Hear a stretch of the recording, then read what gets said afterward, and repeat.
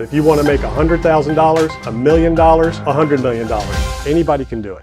Welcome to Real Estate Market Moves, where every week we bring you all of the latest news and information in the real estate market, commercial, residential, multifamily, so that you will know how to make your moves when it comes to investing in real estate. On that note, I wanted to announce that we did just release a new real estate wealth system. I partnered with Verified Investing. The link is in the description below where you can find the course, but we cover everything: commercial, residential, multifamily, real estate development, land, industrial, everything is covered. There's 3 different courses. It's a 3-part series. You can get the course bundle for a very special one-time payment of $58.97. So this course has just gone on sale this week. It's the new real estate wealth system. But let's jump in right now. Texas multifamily real estate is facing a lot of pressure. As we know, the commercial multifamily real estate sector is under pressure because of rising interest rates. Texas has taken the biggest hit, largely because about 63,350 units are currently in the pipeline. And the annual average of around 49,000 units is what's typical over the past 3 years. Tons and tons of inventory come into the market in Dallas, Fort Worth, San Antonio, and Austin. Austin is also one of the biggest residential housing markets that has taken a hit lately. Also, office landlords are facing unprecedented loan crisis with rising defaults. We've seen buildings sell. Most recently, a building sold in DuPont Circle in DC, an office building, a couple 100,000 square foot office building, sold for about $20 million when it was originally sold for like 70 or 80 million, something crazy like that. Just really unbelievable situation we're seeing in commercial real estate for office around the country right now. And, you know, a lot of these assets will get repositioned. Most of them are 10 to 20% occupied. Some of them will get torn down and redeveloped into other types of uses. So really interesting times in the commercial real estate sector right now with office and with multifamily. But the question is, will this tank the banks? Will this tank the economy? Will this tank the markets? The thing is that, you know, there's the commercial real estate sector is about a it's about a $30 trillion industry. $30 trillion industry.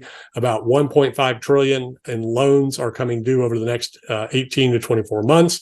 And you have buyers like Blackstone, related companies like that are coming in and buying these portfolios off of the bank's books, before anything significant happens. So what happens really is all of the equity is getting wiped out. And then the assets go back to the bank. The equity gets wiped out. In other words, the investors, the limited partner investors in these funds, could be private equity, it could be institutional, and it could be individuals investing in syndications. They're the ones that lose all the money, get wiped out. The asset goes back to the bank or goes back to the servicer.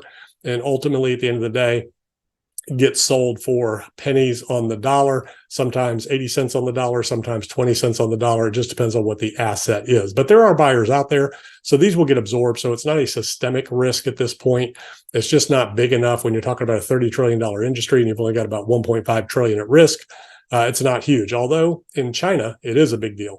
On to housing, the weekly housing trends ending the week of November. Basically, the median listing price grew by 0.7%. As we know, inventory levels are still way down. New listings is a measure of people putting their houses up for sale. We're up this week by 6.4%, which is unusual for this time of year. Typically, inventory levels drop a little bit from a seasonal standpoint going into the holidays, but again, up 6.4%. It's all relative because there's so few houses on the market right now. These percentage rises don't mean a whole lot. If there's only 10 houses on the market in your neighborhood, one goes up, that's a 10% increase, right? So you can't really pay a lot of attention to these when you still have about a 50% inventory level compared to what's normal. Active inventory increased slightly with for sale homes at a 0.6% above a year ago, and homes spent 2 days less on the market compared to this time last year. These are all just national averages. As we've talked about, real estate is hyper local. Every market is different. Every location is different. The problem is lack of inventory in most markets. Some markets like San Antonio, or not San Antonio, but Austin, Texas, Phoenix, Arizona, some of those markets you're seeing inventory levels start to rise. And with interest rates where they are, there's not a whole lot of demand either. But in other markets, there's still plenty of demand, multiple offers on properties and selling in days and weeks in some markets.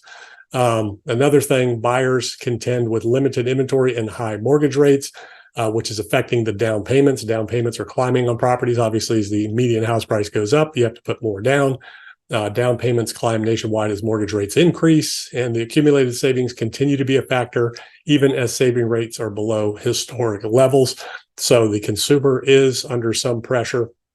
And then it's a tale of two markets, right? You see mortgage demand jumps to a 6-week high as interest rates continue to drop. The 10-year was down over the last few weeks while the markets are up, which brings mortgage rates down. So the demand, the average contract interest rate for this 30-year fixed rate dropped from 7.61 to 7.41. So applications to refinance increased 2%. So when you think about these percentages, they don't mean a whole lot. Applications for a mortgage to purchase a home increased 4%, but week to week, we're still 20% lower. So, these things are all just relative. And then when you talk about the tale of two markets, mortgage demand jumps to a 6-week high, while we see that home sales fell to a 13-year low in October.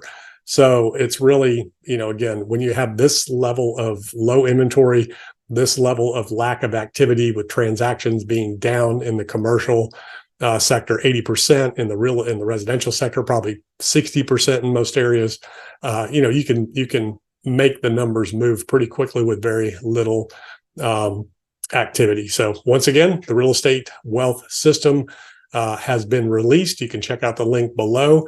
You can buy all 3 courses for one low price. And basically, there's a course on investing in residential real estate. There's a course on commercial and multifamily, which covers industrial as well. And then there's development course, the ground up real estate development, if you want to become a real estate developer. These courses are fantastic. They cover everything I know, everything I've learned investing in all types of real estate, doing all kinds of real estate deals, ground up, value add, opportunistic, pretty much everything.